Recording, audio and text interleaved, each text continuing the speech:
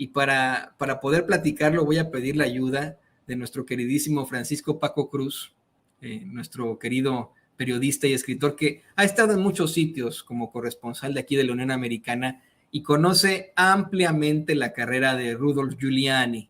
Primero saludo a Paco y vamos desempolvando el tema.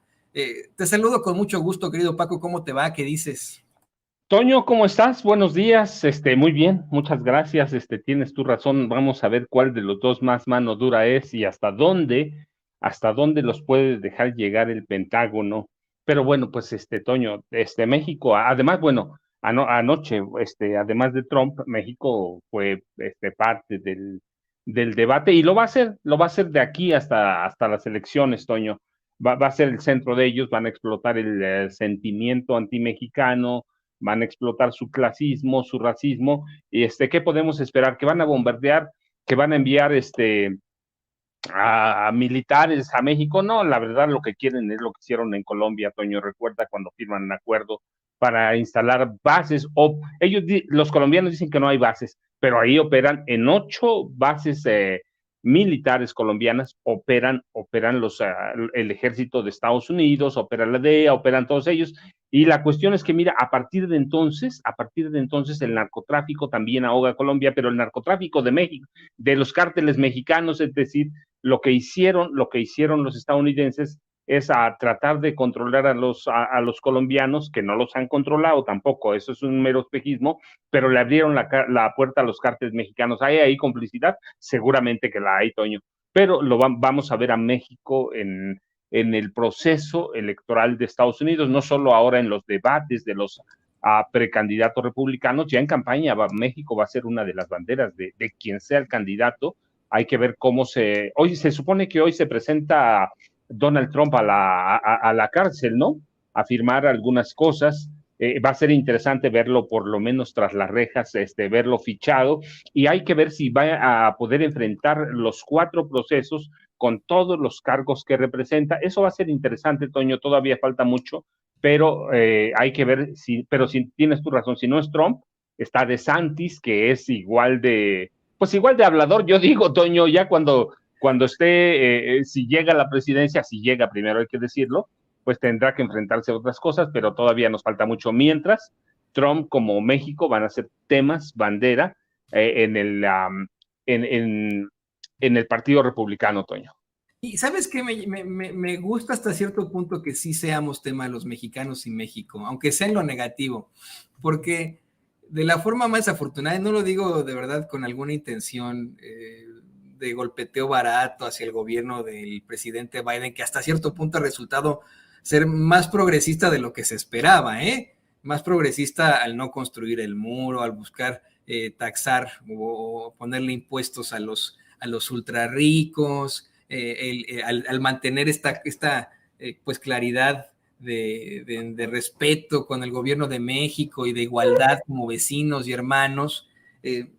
Si te das cuenta en los informes de gobierno del presidente Biden, sus llamados State of the Union, no recuerdo yo uno de los últimos que haya hecho en los que se mencione la palabra México, man, ¿no? La verdad. No, Toño, es que también Estados Unidos tiene problemas propios en este momento, graves, severos, y a eso se va a enfrentar el próximo. Si es Biden, se va a enfrentar lo mismo. Si es DeSantis, si es Trump, tienen problemas graves internos. Y una forma de resolverlos, entre comillas, que no es solución, pues es atacando a México, Toño. Entonces, primero tienen que resolver algunos problemas muy serios, internos, graves, y después, bueno, pensar en nosotros, si van a poder invadirnos, si van a poder operar a tropas de Estados Unidos en México, aún si declaran a los cárteles como grupos terroristas, va a ser muy complicado, Toño, va a ser muy complicado. La pregunta es, mira, yo me la hago muy a menudo, ¿aguantaría Estados Unidos una semi-invasión de indocumentados mexicanos en la frontera, por más que pongan lo que pongan, boyas, muros? Si ellos intervienen aquí, nos vamos a ir en masa, Toño, no es porque queramos irnos, es porque históricamente esa es la tendencia. Ellos están acostumbrados a lidiar con una migración indocumentada que mantiene su economía y es una economía informal que funciona histórica y va a funcionar. La pregunta es, si hay una intervención de esa naturaleza en algunas zonas, pues ¿a dónde vamos a ir? ¿A Guatemala? ¿A Belice? Pues nos vamos a ir a Estados Unidos. ¿La aguantan ellos? No, no la aguantan. ¿La van a poder detener? No, no la van a poder detener, Toño. Así que también tienen que ser cautos, pero debemos entender, y en una cosa tiene razón y mucha el presidente Andrés Manuel López Obrador.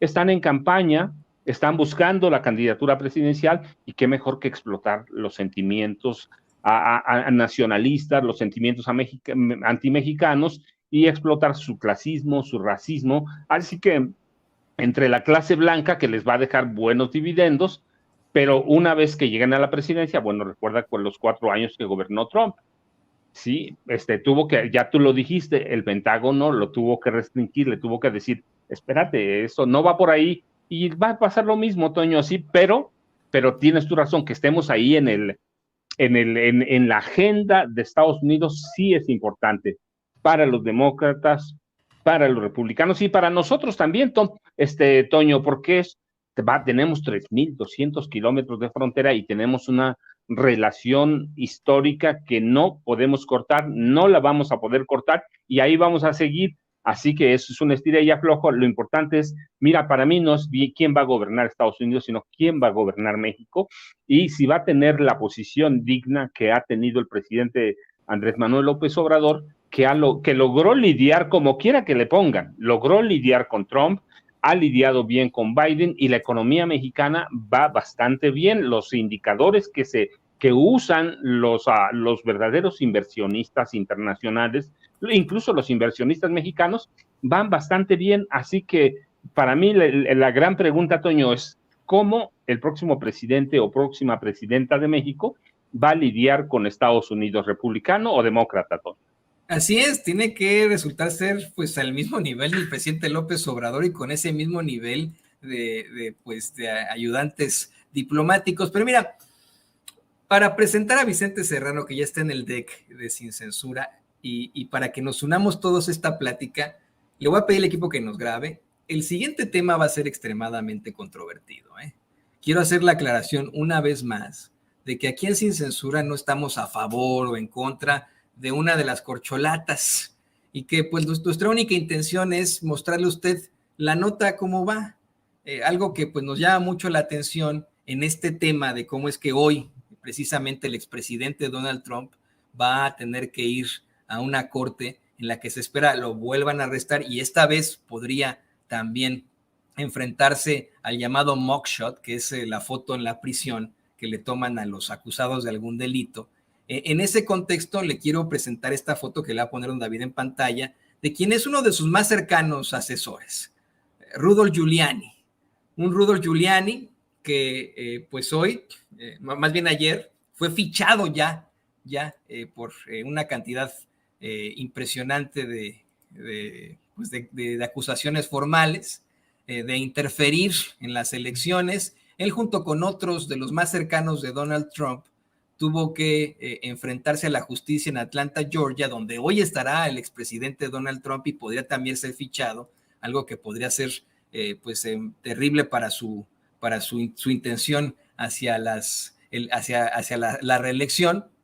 Y se lo planteo porque en Sin embargo MX hay una columna muy interesante de Carlos Pérez Ricard, en la que pues documenta cómo es que ese Rudolph Giuliani en algún momento fue enviado a México para apoyar al gobierno de Marcelo Ebrard en labores de seguridad, y ahí aparecen las fotos. Déjenme le leo parte de esta columna y con esto voy a presentar a Vicente Serrano. Dice: corrió el año de 2002. En ese entonces nuestra ciudad todavía se llamaba Distrito Federal. El jefe de gobierno era Andrés Manuel López Obrador. Al mando de la policía, un tal Marcelo Ebrard. Ebrard llegó a la jefatura de la Secretaría de Seguridad Pública del Distrito Federal de rebote. Había sido secretario de gobierno durante la administración del exregente Manuel Camacho Solís y candidato a jefe de gobierno en el 2000.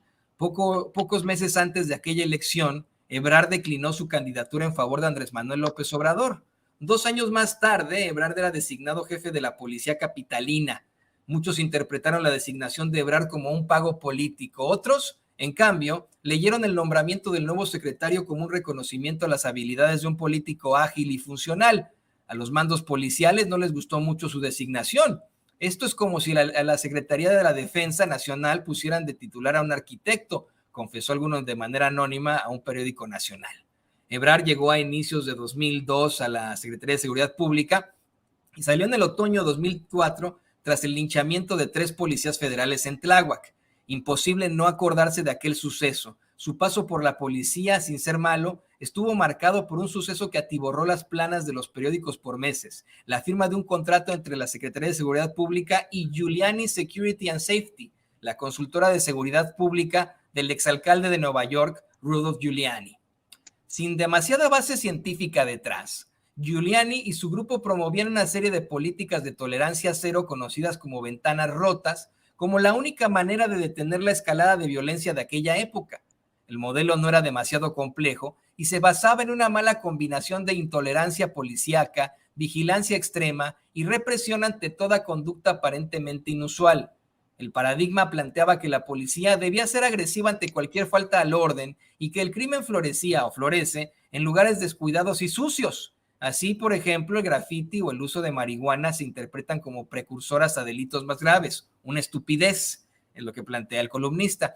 Aunque fue el gobierno del Distrito Federal el que presumió la consultoría de Giuliani Partners, esta fue pagada por la iniciativa privada. Los 4 millones de pesos que costó la consultoría fue asumido por un grupo de empresarios que formaron el fideicomiso, ciudadanos aliados por la seguridad pública de la Ciudad de México. Basta leer los periódicos de la época para revisar el entusiasmo con la que la Coparmex, sí, señores, la Coparmex, adoptó la asesoría. Las mayores críticas al proyecto de Giuliani vinieron de los expertos. El criminólogo Rafael Ruiz Harrell escribió que con desconocimiento del derecho penal mexicano y del idioma español, hacía absurdo que un grupo de policías extranjeros llegara a dar sugerencias sensatas y eficaces para abatir la delincuencia en una ciudad que se desconoce. Según Ruiz Harrell, la contratación de Giuliani confirmó que conservamos las limitaciones y esperanzas propias de la mentalidad colonial y, de alguna manera, seguimos atribuyéndole a los hombres del imperio facultades sobrenaturales. No le faltaba razón. La conversación sobre la idoneidad y no de ejecutar el modelo Giuliani en el Distrito Federal dominó las páginas de los periódicos por meses, al menos entre el otoño 2002 y el verano 2003. Aunque la expectativa de los capitalinos era altísima, los resultados fueron decepcionantes. Y bueno, continúa la columna, pero yo recuerdo perfectamente ese momento. Me parece que fue el mismo Rudolph Giuliani el que salió a decir: yo no puedo con esto, no me gusta esta idea, no voy a poder seguir con este paquetote que es enfrentarme a la inseguridad en México en lo general. Déjate tú la Ciudad de México, el Distrito Federal en ese entonces. Y además se planteaba desde un principio que si traían a Giuliani era porque fue él quien le dio en la torre a la mafia italiana como fiscal de Nueva York hace mucho tiempo. Y ahora sí, con esto saludo con mucho gusto a mi compañero y amigo, al queridísimo Vicente Serrano, quien me parece en algún momento llegó a conocer a Rudolph Giuliani en su carrera periodística. Te saludo con mucho gusto, te abrazo, Vicente, y te sumo a esta mesa de diálogo con el queridísimo Francisco Paco Cruz. ¿Cómo estás, Toño? ¿Cómo estás, Paco? Pues sí, Vicente, nada más que hay que tener cuidado porque Marcelo no es el único que ha tenido relación con estos personajes estadounidenses y bueno, en momentos en los que estamos a punto, y no estoy defendiendo a Marcelo, ustedes saben que no es santo de mi devoción, pero momentos en que vamos a definir al coordinador o a la coordinadora, estos también podrían tomarse como dardos como parte de esta campaña o proceso interno. Ahora, el personaje es deleznable. Rudolph Giuliani resultó en ocasiones peor que Trump en la campaña y como asesor del expresidente de Estados Unidos. No sé qué opinión tenga Paco. Yo, la verdad, la impresión que tengo es que es un personaje que se acomoda a donde le conviene y en donde hace dinero, porque al final, no sé si valga la comparación, Paco me corregirá si no está de acuerdo, pero era o es en algún momento de la historia reciente de Estados Unidos, un García Luna, que comenzó a hacer negocio con su idea de asesoría en cuestiones de seguridad, no solamente en Estados Unidos, sino al mundo, y ahora pues creo que le da vuelta al mundo este mugshot, esta fotografía cuando se presenta ante las autoridades y es arrestado, Paco. Sí, mira, Vicente, Toño, en realidad es un represor. Giuliani, ¿te acuerdas su política cero tolerancia, que implicaba más contratación de policías, los que fueran, y cero tolerancia a la cárcel o represión a todos aquellos? No, mira, no solo era el graffiti, a todo el que les pareciera sospechoso, todo era reprimido. Así que no era reparar ni cambiar la ventana rota, sino él decía evitar que la rompan. Pero ¿cómo iban a evitar que la rompieran? Pues a través de la mano dura, a través de la represión. Y tienes tu razón, Vicente, de pronto es peligroso usar figuras como las de Giuliani, pero yo, mira lo que digo, lo que yo te lo he dicho, yo lo publiqué en un libro, en AMLO, mitos, mentiras y secretos. Hay 34 referencias, porque las acabo de enumerar, 34 referencias en mi libro relacionadas o con relación a Marcelo Ebrard, y entonces dije que Marcelo era un error de López Obrador, que Marcelo lo había traicionado, que Marcelo se había corrompido cuando fue secretario de gobierno en el departamento, que eso era en los 90, departamento del Distrito Federal, con el jefe del departamento del Distrito Federal, que era su jefe, Manuel Camacho Solís. Lo dije entonces, lo sostuve, lo sostengo, hay documentación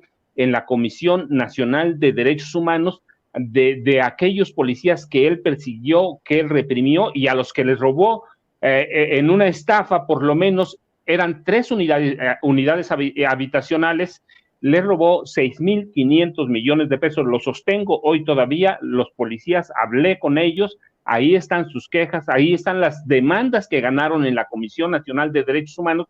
Así que para mí el tema de Marcelo Ebrard Casaubon es un tema que trabajo desde 1991, cuando yo era un jovencito, Vicente, Toño, y por eso me atrevo a hablar de él. Sé que están en la campaña, mira, me he ganado no sé cuántas cosas en las redes sociales. Lo escribí en 2012, lo publiqué cuando nadie pensaba que Marcelo Ebrard podía ser alguna vez candidato presidencial, cuando nadie pensaba que Andrés Manuel López Obrador, porque ya estaba preparado el fraude para imponer a Enrique Peña Nieto, podía llegar a la presidencia de la República. Así que son notas de mi libro, 34 referencias tengo con relación a Marcelo Ebrard, y lo sostengo. Es un hombre que se corrompió, que reprimió a los policías cuando llegó, así que pues si es mano dura, es mano durísima, pero a conveniencia. Y la contratación de Rudolph Giuliani pues fue un fracaso abierto en la Ciudad de México, la cero tolerancia.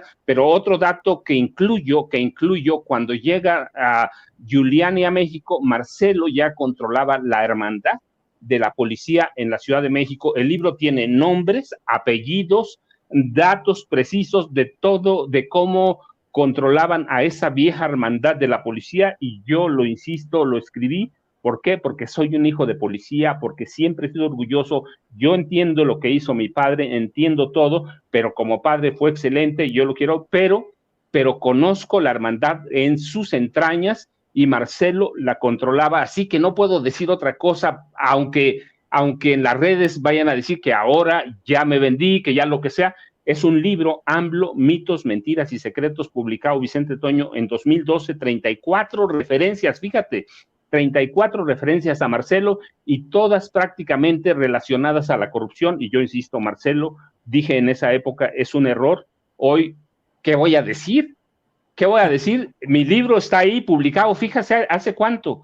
11 años, fue en 2012, ¿cuántos años? O sea, no es que yo lo diga ahora, lo publiqué, está el libro como testigo. Así que eso pienso de Marcelo Ebrard, y eso pienso de la llegada de Giuliani, que fue un fracaso, y sí, cualquiera puede arrimarse a personajes como Giuliani, pero en este caso fue Marcelo Ebrard, y y él fue parte de la corrupción de la policía y de la represión a la policía, Vicente y Toño. Pues ya que estamos hablando de estas cosas, Toño, Paco, si te parece, hay que hablar de este proceso interno Morena, PT, Verde, que culmina este fin de semana, y digo culmina con los recorridos, porque después va al momento clímax, que es el de las encuestas, y el 6 de septiembre el anuncio del coordinador o coordinadora. Y bueno, este proceso intenso no está alejado de la controversia. Hablas de Marcelo Ebrard, ayer publicaba una carta con dedicatoria a Mario Delgado, presidente nacional de Morena, y Alfonso Durazo, el presidente del Consejo Nacional de Morena, Gerardo Fernández Noroña, y es una carta fuerte porque dice que las decisiones que se están tomando podrían afectarlo por las cartulinas que ponen sus simpatizantes en su casa, y luego hace en la última parte de esta carta, que es lo más controversial, lo más duro, dice: pido formalmente que la diputada Ivonne Cisneros se recuse de participar al frente de la comisión de encuestas del partido Morena. En caso de que la citada diputada no considere hacerlo, solicito entonces que sea sustituida por otro integrante de nuestro movimiento, pues es una franca impulsora de la aspiración de la compañera Claudia Sheinbaum y tiene una actitud sesgada en mi contra. Una carta que nosotros presentábamos desde anoche en Sin Censura Nocturno, y que es parte pues de esta intensidad con la que cierran los recorridos, querido Paco. Mira, Vicente, no, yo no podría esperar otra cosa, ni de Marcelo, ni de Fernández Noroña, pero tampoco de Claudia, de Adán Augusto, de nadie. Están buscando en los hechos la presidencia de la República. No podemos esperar menos. Lo habíamos anticipado antes. Va a haber nerviosismo, va a haber golpeteo, tiene que haberlo. El que se quede, mira, si se queda Marcelo, no va a llegar nunca.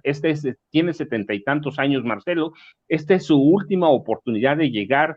A Claudia también, es decir, a Adán Augusto también es su última oportunidad. De Claudia a lo mejor no, pero es una campaña de los aspirantes a coordinar los comités de la defensa de la 4T, pero todos sabemos en los hechos que quien sea el coordinador, porque así ha sido en las gubernaturas, va a ser el candidato presidencial, y yo me atrevo a decir, lo hemos dicho aquí, va a ser el próximo presidente de la República. Cuando ves a la oposición, y mira, yo añado un dato, cuando ves a la oposición, pero en este momento Morena todavía no echa a andar su maquinaria electoral.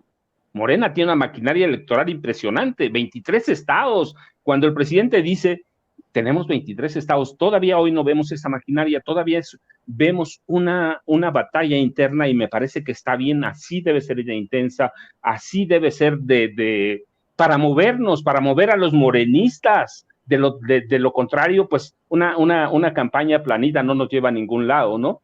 Incluso cuestiones como la mía, digo, son parte de las campañas, es intenso, y así se debe jugar una campaña presidencial. Lo que yo veo es que Morena sí tiene posibilidades, pero casi todas, de salir muy fortalecido de esto y enfrentar a quien le pongan enfrente. Yo te digo, ayer estaba haciendo un análisis, ¿qué va a pasar el día que Morena eche a andar su maquinaria electoral, Vicente, Toño? Eso va a ser una locura. Y por el contrario, vemos en el otro lado, que también está a punto de cerrar, el sábado se acaban de Morena los 70 días, y también se acaba prácticamente el tiempo de la Alianza Va por México para formar su frente opositor. ¿Qué va a pasar? No han podido posicionar a Xóchitl Gálvez. La maquinaria del PRI, tan pequeña que es, que bueno, tiene su chiste, y tiene sus seguidores, la ha acercado prácticamente, la ha empatado. ¿Qué va a hacer cuando Morena eche a andar su maquinaria? Yo no espero nada menos intenso en los próximos 3 días, Toño, Vicente, no espero nada, espero que sea una verdadera campaña en busca de la candidatura presidencial, aunque en este momento no hayamos empezado con el proceso electoral presidencial, pero no espero menos. Tiene que haber intensidad, tiene que haber pasión, No puede haber otra cosa. Mira, estaba leyendo a Claudia, Adán han recorrido casi 50,000 kilómetros en tierra. El que no sea candidato presidencial va a ser dirigente de Morena. ¿Cuándo se acaba la dirigencia de Mario Delgado? El año próximo. Así que, pues, es que están haciendo la misma campaña que hizo Andrés Manuel López Obrador. Sí, tiene que haber todo, tiene que haber de todo y se tienen que dar, mira, no espero menos que se den en los próximos 2 días, que se den los 6, que se den con todo, Vicente. Así es, y mi querido Toño, si hay algo que podemos decirle a la audiencia de Sin Censura, que es una gran noticia, a pesar de los jaloneos, a pesar de los piquetes de ojo y patadas en este proceso interno, es que queda demostrado esa aplanadora de la que habla el querido Paco Cruz, sobre todo Adán Augusto López Hernández y Claudia Sheinbaum, que son los que más han recorrido México. Pero vamos más lejos, Noroña, Ebrard, Ricardo Monreal, el Güero Velasco. Si comparamos los eventos que han tenido con los de la oposición, queda demostrado que cualquiera le puede ganar al candidato o a la candidata de la oposición, y estamos hablando de cientos de miles, si no es que millones de personas que han salido a respaldar a los aspirantes de la coalición Juntos Hacemos Historia. Eso tiene que notarse, porque insisto, más allá de las presiones, los jaloneos, el pataleo, la verdadera noticia, el campanazo, lo está dando el pueblo, Toño. Sí, querido Vicente, querido Paco y querido público consentidor, yo me atrevería incluso a decir algo que es sumamente descabellado. Que si quedara Manuel El Güero Velasco como el candidato de Morena, de todos modos le ganaría de calle, como bien mencionas, Vicente, a cualquiera que les pongan enfrente, a Xóchitl Gálvez, a Beatriz Paredes, a Colosio Jr., a Samuel García, al independiente de Enrique Alfaro, les ganaría, pero de absoluta calle, cualquier persona que lleve la gran y muy importante, muy pesada marca, más que Morena, Andrés Manuel López Obrador. El presidente ha sido muy, muy claro en asegurar que quien sea que quede en este proceso de encuestas de su partido, que es Morena, a ese al que le va o la que le va a entregar la coordinación de la defensa de la Cuarta Transformación, es a quien va a apoyar. La gente va a apoyar a quien apoye López Obrador en definitiva. Estamos viendo todavía unas cifras muy, muy fuertes para el presidente, que se ubica entre un 6.5 y 7 de cada 10 mexicanos que lo siguen apoyando en estos momentos. Una gran respuesta también para su partido, para Morena, y de esa forma, en definitiva, se entiende que exista un golpeteo absoluto y una desesperación de estos 6 corcholatas, estas 6 corcholatas, buscando la determinación del presidente. Yo sigo teniendo muchas dudas en cuanto a lo que pueda pasar después. Yo creo que al tratarse de 6 personajes, en su mayoría muy controvertidos, hay que decirlo con todas sus letras, los 6 son, incluyendo al Ken, esposo de Anaí, los 6 son muy controvertidos y los 6 nos pueden dar muchas respuestas también adversas. Los 6 podrían reaccionar de alguna otra forma más pasional al no quedar. A mí me preocuparía muchísimo que alguno de esos 6, tan solo uno, buscara irse a otro partido o formar su propio movimiento, porque esto se equipararía a lo que ocurrió en Coahuila.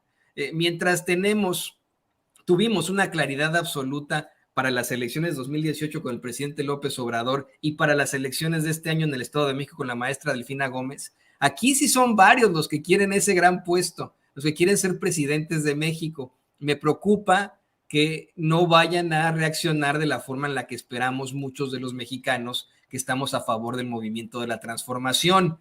Y pues bueno, en sus conciencias quedará. Sí, creo que esa sería, queridos compañeros, la única forma en la que el proceso de la derecha, el conservadurismo, el PRI-PAN-RD e incluso Movimiento Ciudadano tuvieran algún tipo de posibilidad. Por eso es que no suena tan descabellado que de pronto se hable de un Marcelo Ebrard pudiendo representar a Movimiento Ciudadano. Ayer aquí nos comentaba Manuel Hernández Borbolla, querido Vicente, querido Paco, que en estas declaraciones que hace Dante Delgado ante Sabina Berma, que yo no puedo ver en su totalidad, pero efectivamente le pregunta si es posible que Marcelo Ebrard pueda ser parte del Movimiento Ciudadano como candidato, y lo único que responde Dante Delgado es: solo quiero que el presidente recuerde que Marcelo Ebrard es mi amigo. Oigan, y bueno, yo sé que tiene que correr Paco en cualquier momento, pero hay un tema que también quisiera abordar con el maestro. Pero antes, y grábenme, muchachos, anda tan brava la perra, anda tan dura la guerra, que ya le hicieron hashtags y hasta tendencia fue a Dan Augusto López Hernández. Fíjense sus odiadores, Patan Augusto le ponen en redes sociales, y Lorcodazo. Y es que en uno de estos chacaleos, jaloneos, creo que fue por allá en Tabasco, alguien le jaló o lo pellizcó y respondió, pues como tal vez yo hubiera respondido. Mire, ahí está. Órale, ¿qué traen? Lo han magnificado porque ¿saben qué? No hay nada más. Ni funcionó el golpe de los relojes caros de Loret de Mola, ni funcionó lo de sus asesores por parte de Mexicanos contra la Corrupción y la Impunidad, ni ha tenido eco lo de sus hermanas. Pero ahora resulta que le hacen tendencia esto de Lorcodazo o Patán Augusto. Bueno, eso significa que trae muy alebrestados a algunos o asustados a otros por la gran cantidad de personas que asisten a sus mítines. Nadie va a refutarme que los que más, de los aspirantes, de los que más han metido personas a sus eventos es Adán Augusto y Claudia Sheinbaum. Marcelo decidió bailar, cocinar y no sé qué otras madres. Noroña también ha sido, creo yo, una revelación, aunque me trate mal el cabrón en sus videoconferencias, que se queja porque no fui a sus eventos, pero no se da cuenta que le damos vuelo a su carta, como no tiene eco en otros lugares, pues está bien. Tampoco le ha apostado a lo masivo Ricardo Monreal, porque creo que no puede. El Güero Velasco ni se diga, pero bueno, a mí me decían, no vas a dar la cara por tu amo, Adán Augusto. No, el señor ya está grandecito y dio la cara y dijo esto allá precisamente en Tabasco, sobre esto que han magnificado con muy mala entraña, creo yo, medios corporativos a los que las patitas se les hacen así en caso de que llegue Adán Augusto, que se quedan, si hoy sufren, llega Adán Augusto y se quedan en la calle. Esa es mi opinión. Además, ayer en Huimanguillo parece que falló su seguridad. ¿Qué pasó? Lo jalonearon duro. Yo no uso seguridad. Ya sé a qué se refiere. Pues evidentemente me jalaron, casi me tiran, me aterraron las uñas y yo lo que hice fue reaccionar para asustarme. Yo no me arrepiento de ello. En el caso de Valeria, yo sí se lo digo, yo no uso seguridad. Okay. De mala leche, la pregunta del corresponsal de Latinus, ¿no? ¿Le falló su seguridad? Pues yo no uso seguridad. Además, yo conozco a la persona que recibió el empujón o el codazo, es parte de su equipo, es parte de su equipo, y eso pasa cuando metes en un evento 20, 30 mil personas, que creo que eso es lo que pone a temblar a sus rivales, y le prestan atención a esto, que fue, pues yo digo que una anécdota, porque siguió caminando como si nada entre la gente, pero de ese tamaño la guerra sucia, como eso que le están levantando a Claudia, de que si compró fentanilo cuando fue jefa de gobierno. Anda la perra brava, y ¿saben qué? Se va a preparar para morder de aquí a que terminen los recorridos, y estoy hablando de 1, 2, 3, 4 días, Paco. Sí, Vicente, pero mira, lo interesante en este caso es que esa prensa lo intentó invisibilizar, y ahí está, lo invisibilizaron, lo escondieron, lo metieron abajo de no sé dónde, y sigue caminando. Pero mira, los 6, ahora que decías de Gerardo Fernández Noroña, a mí me parece que ha hecho una gran campaña con los recursos que tiene, con los seguidores que tiene, ha hecho una gran campaña. A mí me ha sorprendido, el que me ha dejado un poco con muchas dudas, pero ya lo sabía porque ya lo habíamos platicado antes, no tiene un gran una gran operación política es Ricardo Monreal, que está muy apagado, está muy escondido, está tratando de negociar por otros lados, como que está buscando ya alguna candidatura para otra cosa, sea la jefatura de gobierno de la Ciudad de México, sea lo que sea, pero a mí Gerardo Fernández Noroña me ha sorprendido para bien, porque está ahí casi en todas partes, aunque no esté, con sus videocharlas, con lo que haga, con sus cartas. Gerardo Fernández Noroña para mí ha hecho una campaña muy agresiva, bien, y está en todos lados, y lo mismo que Adán Augusto, está en todos lados, aunque sea un hombre invisible, aunque nadie lo vea. Para mí, los dos han hecho una gran campaña, el apagado, y yo lo digo porque, pues, viajo muy a menudo, al que menos veo es a Ricardo Monreal, a lo mejor en algunas zonas de la Ciudad de México, sobre todo las que controla Sandra Cuevas en la alcaldía Cuauhtémoc, pero fuera de ahí yo no lo veo, no lo escucho. A los demás, hasta el Güero Velasco, mira, hasta el Güero Velasco le anda metiendo, pero bueno, ya lo veremos, tienes tu razón, los próximos viernes, sábado, domingo van a ser muy intensos, se terminan 70 días, y bueno, la moneda está en el aire, ¿por qué? Porque las encuestas se empiezan a levantar y se van a dar a conocer los resultados hasta el 6 de septiembre, pero no espero menos, no espero menos, Vicente, Toño, sí espero que sea lo que ha sido, que haya una gran movilización. Yo lo que insisto, no estaba solo en juego, no está en solo juego la candidatura presidencial, sino la dirigencia de Morena, el destino del movimiento, y tenemos que verlo en esos dos sentidos. Y por el otro lado te digo, yo quiero ver cuando la oposición vea la maquinaria que se ha visto en cada uno de los candidatos o precandidatos. Yo quiero ver a la maquinaria de Morena, y quiero ver qué va a hacer el PRI, qué va a hacer el PAN con esa maquinaria. La verdad sí está para espantar, Vicente y Toño. A ver, nada más, ando muy perdido, me voy a echar al agua, ni modo, es jueves, viernes, voy a soportar el golpeteo estos días, pues total, ya he aguantado que casi me dejan como mandril a patadas, me han pelado las nalgas a punta de patadas, pero a ver, esta contienda es de 3 vías, ya no digo, con mucho respeto, pero Marcelo Ebrard en estos últimos días, a mi ver, a mi entender, en mi lógica, se ha desfondado. Si en algún momento le criticábamos su extraña campaña, con sus declaraciones, con sus ataques, con aquella conferencia de prensa de la semana pasada que compartimos aquí en vivo y en directo, se ha desfondado. ¿Será de 3 vías? Adán Augusto López Hernández, Claudia Sheinbaum, por lo que hemos visto en el campo, y por ahí me apuran, Gerardo Fernández Noroña. Tú que, a ver, nada más para cerrar este tema político electoral, Toño. Toño, te escucho primero, luego le pregunto a Paco. Pues mira, yo creo que efectivamente tenemos más bien una desesperación de Marcelo Ebrard. Yo he sido muy crítico del ex canciller Vicente, querido Paco, querido público consentidor, tengo que ser muy claro. Y he sido crítico desde antes de que figurara como pues aspirante a la presidencia, incluso durante las campañas del presidente López Obrador rumbo a la presidencia, pues yo exhibía lo que a mí me parecía que estuvo muy mal en el sexenio que tuvo como jefe de gobierno de la Ciudad de México. Eso lo tengo que aclarar, ¿no? Desde pues los viajes en helicóptero hasta lo de Javier Aliyev,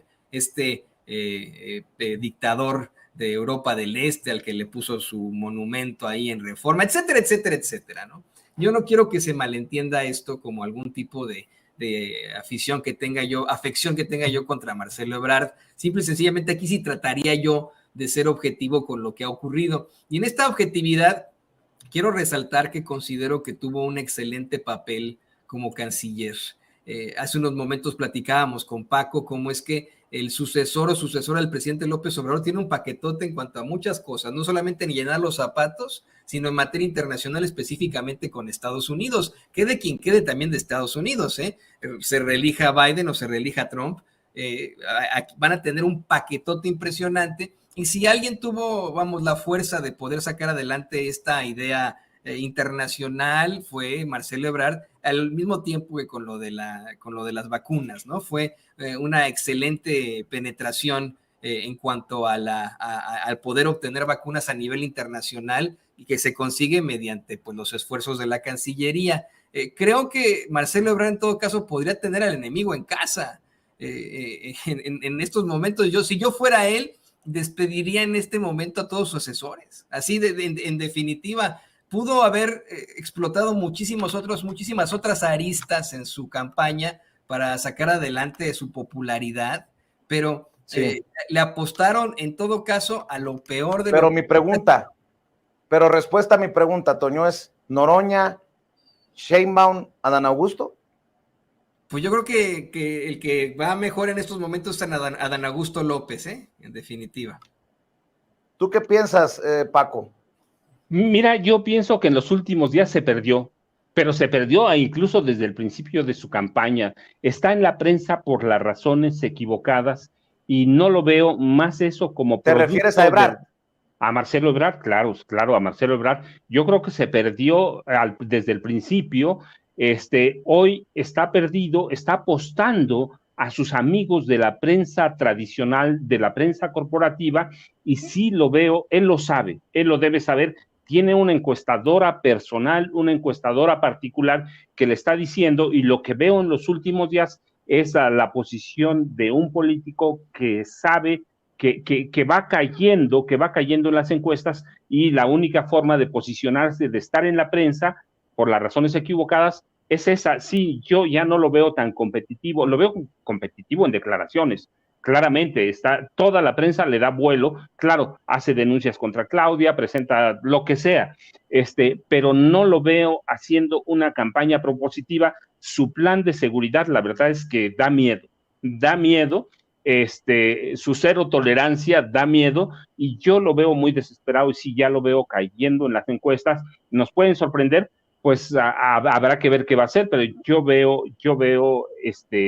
un posicionamiento muy claro de Claudia Sheinbaum, que es a la que le están pegando, y no veo un Marcelo que pueda levantar, Yo hoy no lo veo, ya lo vamos a ver, a conocer el 6 de septiembre, pero yo hoy veo a Marcelo desesperado y lo veo cayendo en todos lados, refugiándose en sus amigos de la vieja prensa corporativa, y no ha entendido que ese no es el camino. Ya se lo dijimos aquí en 2018, se lo dijeron los guatemaltecos esta semana, así que hay que esperar, pero yo no lo veo ya muy, muy convencido de estar posicionado. Incluso algún amigo muy cercano a su grupo de asesores me dijo que él ya sabía que no le va bien, pero está jugando su resto, Vicente. Así es, y para cerrar, maestro, en un rato voy a ir a la Estela de Luz. Allá se encuentra José Alfredo Gutiérrez Falcón para hablar de la Estela de Luz, el monumento a la corrupción de Felipe Calderón, que ya tiene su primer caído por la lana que se pagó de más por este armatroste que no sirve para una chingada, pero que dicen que les quedó muy bonito en el sexenio de Felipe Calderón, más de 1,000 millones de pesos. Vamos a ir en unos minutos con José Alfredo Gutiérrez Falcón, pero para cerrar primero contigo, Paco, ¿cómo ves a este ministro de la Suprema Corte de Justicia de la Nación? Diríamos, en mi pueblo, tú eres muy propio, Paco, pero yo soy muy mal hablado. Se aculonó de último minuto y sacó su intento de tumbar del puesto al presidente Andrés Manuel López Obrador. Ya rayan en los golpistas, ya están desquiciados, y sí, estoy hablando de un ministro de la Suprema Corte de Justicia de la Nación, Luis María Aguilar, el que es muy tardado para resolver las deudas de Salinas Pliego y Electra, lleva más de 8 meses haciéndose tonto con la bolita en la mano, pero fue muy rápido para detener la distribución de libros de texto gratuitos y ayudarle así a la gobernadora panista de Chihuahua, Maru Campos. ¿Cómo ves esta intentona que queda evidenciada por diferentes medios que publican, pues esto que no es poca cosa? No, Vicente, en realidad es más grave de lo que parece. Eso es una intentona de golpe de Estado. Es una intentona, se la bajaron. ¿Quién se la bajó? Seguramente todos sus compañeros, empezando por la ministra presidenta, que es una mujer ultraconservadora, que defiende narcos, que abre las puertas para que el Poder Judicial Federal sea un refugio de garcialunistas y algunos otros ministros. No, se la bajaron porque saben que no hay condiciones. No hay condiciones, pero esto en realidad tiene visos de un golpe, de una intentona de golpe a través de la Suprema Corte. ¿Por qué se la bajaron? Saben que no hay condiciones, porque una parte de verdaderamente los verdaderos dueños del dinero de este país, están muy a gusto con el presidente López Obrador porque el país está caminando bien. Sabe que en Estados Unidos están muy, muy a gusto con el presidente López Obrador porque ha lidiado bien con ellos. Saben que no tienen una sola posibilidad y tampoco habrían convencido al ejército, pero que es una intentona golpista de Luis María Aguilar Morales, que es su nombre completo, claro que es. La protección, mira a Ricardo Salinas Pliego, la protección a Maru Campos, la gobernadora de Chihuahua, eso pasan a segundo término cuando se cuela a la prensa la versión o el proyecto para destituir, ¿qué es eso?, al presidente López Obrador por un amparo. Me parece que sí, como tú dices, se le arrugó a toda la corte, destituir a un presidente que tiene prácticamente entre 65 y 70% de las simpatías de todo el país. Está muy complicado. Un presidente que está trabajando, que tiene bien a los indicadores, que está haciendo obra que no se hacía desde Luis Echeverría Álvarez, que mantiene las reservas, que ha revaluado el peso. Vicente, eso habría sido muy complicado. Si los medios no lo dicen, hay que decirlo. Esta era una intentona golpista del ministro Luis María Aguilar Morales, que ha dado prueba de su conservadurismo y ha dado pruebas de cómo odia al presidente Andrés Manuel López Obrador, Vicente. Y esto debería nada más de alertarnos de lo que puede venir. Ya no digo en los próximos días, el próximo año, a medida de que llegue a su recta final el sexenio del presidente, incluso cuando deje ya el cargo, ¿no? O sea, esto demuestra que estas fuerzas, estos intereses concatenados no van a descansar hasta, bueno, por lo menos intentarán lograr su objetivo de, ya no digo aniquilar, destruir, políticamente hablando siempre, al presidente Andrés Manuel López Obrador. No, claro que sí, Vicente, debemos estar muy al pendiente, muy al cuidado. Esto muestra que tenemos una corte ya no solo que protege a narcos y que ha hecho del Poder Judicial un refugio de delincuentes. No, tenemos una corte golpista, eso hay que decirlo. Eso es ese proyecto. ¿Lo bajaron? Sí, otra vez. ¿Se les arrugó? Si tuvieron miedo, claro que sí. No habría sido muy fácil y no será muy fácil para nadie derrocar a un presidente que tiene 70%, entre 65 y 70% de la aprobación a su gobierno. Va a ser muy complicado, te digo, sobre todo porque en Estados Unidos reconocen mucho el trabajo de López Obrador. Los grandes empresarios, los dueños del dinero de este país, también reconocen el trabajo del presidente López Obrador, así que, pero hay que decirlo, tenemos una corte que da visos de ser una corte golpista, Vicente. Mi querido Paco, te mando un abrazo y mi agradecimiento por siempre estar atento al llamado de la audiencia de Sin Censura. Cerremos invitando a esta audiencia a buscar García Luna, El Señor de la Muerte, tu penúltimo libro, y el más reciente, Las Damas del Poder, 2 libros que usted encuentra en sus librerías favoritas y en las tiendas de autoservicio, en la sección de libros, y que te sigan apoyando en redes sociales, Paco. Vicente, yo ya sabes, muchas gracias a ti, a Toño, que me da gusto platicar con él y contigo en una mesa, @ Paco Cruz Jiménez en Twitter, Francisco Cruz Jiménez en Facebook, y nos vemos mañana, Vicente, o antes si hay algo muy importante. Claro que sí, maestro. Mira, de corazón siempre. Un abrazote, mi querido Paco. Gracias, un abrazo para los dos.